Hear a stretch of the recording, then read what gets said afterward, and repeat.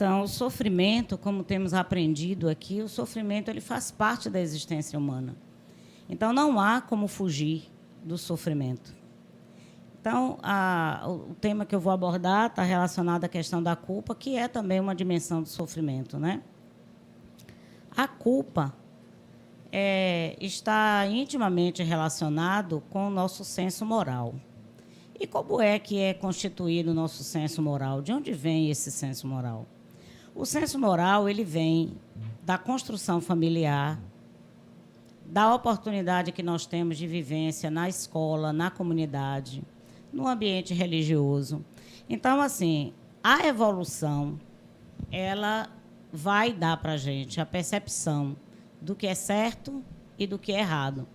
E, a partir disso, nós vamos construindo padrões, princípios, valores, e nós passamos a vida, né, em processo de construção contínua.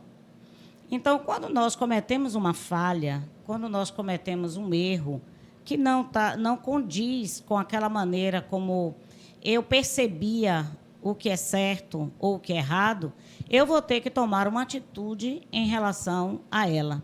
Então, a culpa, tantas vezes, causa prejuízo, não só para você, mas causa prejuízo a outras pessoas.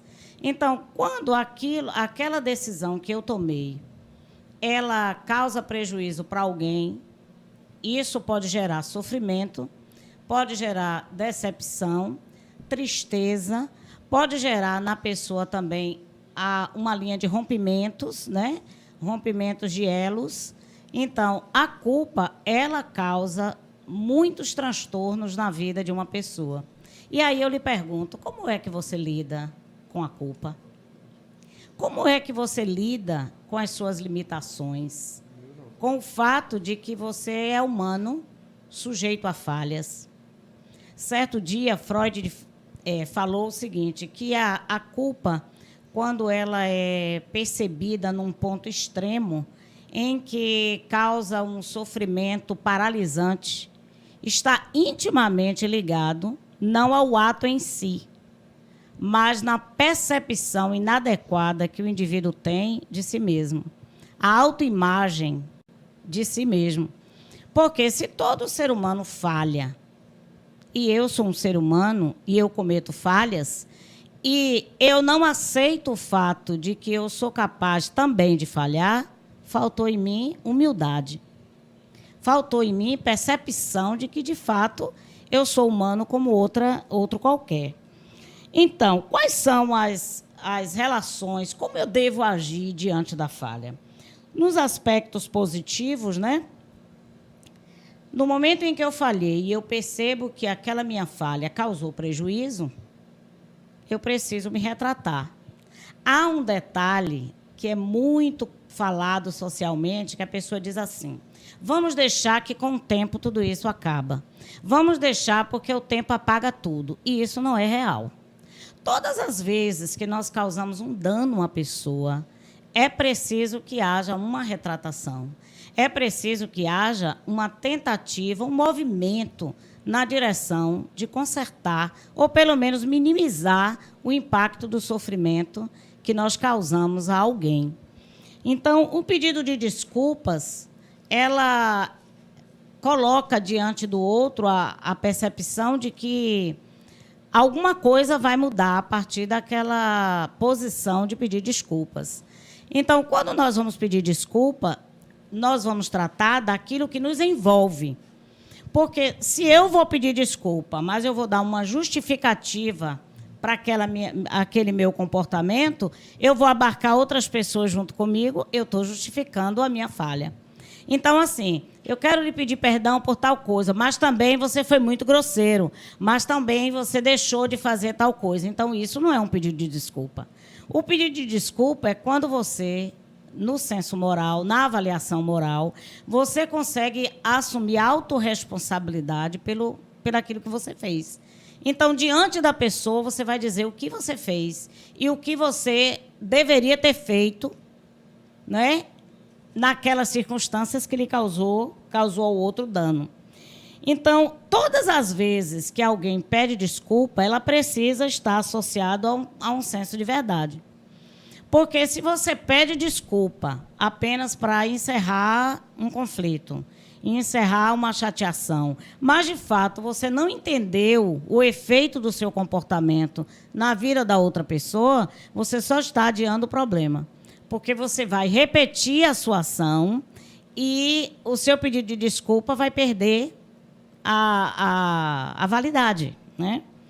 Uma outra coisa é quando, diante da culpa, diante da falha, assumimos uma posição de recompensar a pessoa aos danos que causou. Então, todas as vezes que alguém está comprometido com o arrependimento, ela vai criar alguma forma de minimizar para outra pessoa, andando a milha que for necessária, para que aquela situação fique um pouco mais confortável para a vítima. Então, a reconstrução disso, não é? Você pediu perdão, você assumiu o compromisso de evitar que aquele comportamento se manifeste. Agora, existe um tempo para reconstruir. Porque se você quebra minha perna, eu vou, ainda que você me peça perdão, ainda que não tenha sido a sua intenção direta, mas houve um dano. Então, se houve um dano, é preciso que haja todo o processo para que a minha perna volte a funcionar. Então, quando você agride, ofende, quando você cria algo que causa danos psicológicos a alguém e você simplesmente pede desculpa, simplesmente promete que vai fazer diferente, agora você precisa aguardar o tempo da pessoa para que ela possa se refazer e verificar também até que ponto aquilo que você está dizendo é de fato verdadeiro. Muitas vezes a pessoa diz assim: eu cometi uma coisa, me senti culpado, já falei com Deus, está tudo resolvido. Não. Você falou com Deus, ótimo. Você avaliou aquilo, ótimo. Agora você precisa andar mais um pouquinho. É preciso traçar um plano em relação àquela pessoa que você ofendeu, que você feriu, desrespeitou, não é isso? Então, assim, o sentimento de culpa em si, ele cria, dentro da percepção moral, uma caminhada que você precisa fazer para restaurar aquilo ali. Agora, quais são os aspectos negativos que aderimos e que, de certo modo, é prejudicial, né? Quando nós negamos aquilo. Então, assim, às vezes a pessoa diz assim: negue. Você fez, você está se sentindo culpado, negue até o fim. Bem, quanto maior for o tempo, você gastando energia para negar o óbvio, mais distante você fica em tratar o seu sentimento de culpa. Porque a negação nunca é o melhor caminho. O enfrentamento, sim. É doloroso? É. O tempo é cinzento? É. Mas é o caminho para a cura. É você, de fato, assumir aquilo que você fez. Um outro aspecto, né, é quando você utiliza a sua falha e você transforma essa falha em motivo para outra pessoa. Aí você diz: não, tudo isso que aconteceu, a culpa é sua. Tudo isso que aconteceu, eu só errei porque antes você errou comigo. Aí, quanto mais você culpa alguém por um comportamento seu, menor é a possibilidade de você sarar, né? Sarar enquanto pessoa e sarar também nas relações sociais, né? Uma outra coisa é que a decisão que você vai tomar, por exemplo, de se punir, não, eu fiz uma coisa muito ruim, tal, agora eu vou me punir por isso, ou eu não tenho motivos para avançar, porque o que eu fiz foi muito ruim, tal e tal. No momento que você decide se punir, você não está resolvendo em nada o problema. Porque se aquilo que você fez causou dano a você e ao outro, você se punir não vai resolver a questão. Mas há situações em que a pessoa se veste da dor. Você sabe o que é se vestir da dor? É a pessoa fazer da sua dor o seu motivo. E aí, aquela pessoa sai do lugar de alguém que cometeu um erro e ela escolhe ficar no local ou numa posição de vítima. né? De que eu sou assim, de que não tem jeito, eu não poderia ter feito diferente, eu sou fraco, eu acho que todo mundo deveria me acolher, me abraçar nesse momento e tal. Então, quanto mais você se coloca numa posição de vítima, quanto mais você se veste da dor, menor é a possibilidade de você enfrentar de modo adequado. Há também um outro aspecto em relação à culpa. É que nem sempre alguém quer se livrar da sua culpa. Mas como assim, Cleonádio? Como alguém pode não querer se livrar da culpa? Sim. Tem gente que não quer se livrar da culpa porque não quer fazer um caminho de mudança. Então, ela chora, ela demonstra, ela faz promessa, mas não quer abandonar o que causou o sofrimento. Não quer abandonar, não quer criar uma metodologia que lhe proteja de continuar com as suas práticas. Então, quando alguém, não é, ou se veste da dor, ou ela escolhe por si mesmo se manter no remorso, porque é mais fácil o remorso do que a transformação. É muito mais fácil você parar e rodar em torno do remorso do que você criar estratégias de mudanças. Então, tantas vezes, um paciente chega diante de mim com um remorso, com uma culpa imensa. E quando eu trato com essa pessoa a possibilidade de mudar o comportamento, aí a pessoa diz, não, isso aí não. Então, se nós não estamos dispostos a mudar aquilo que adoeceu, que fez a gente adoecer, o adoecimento persistirá. E é por isso que a pessoa casa várias vezes, não consegue manter relacionamentos significativos, porque todas as vezes que aquela prática ela precisa ser evitada, ela é repetida. E a repetição faz quebrar muitas formas de relacionamento. Todos nós vamos ter que, na vida, assumir responsabilidade.